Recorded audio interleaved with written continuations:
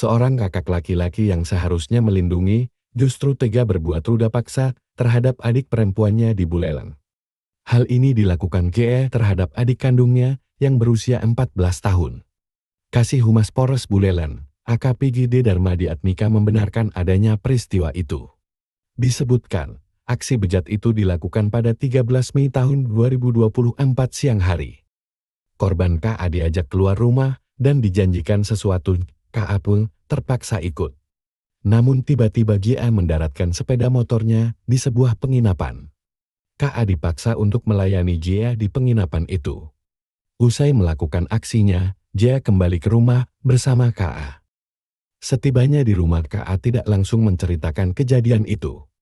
Ia takut akan ancaman kakaknya itu, sampai akhirnya ia tidak tahan dan menceritakan kepada ibunya.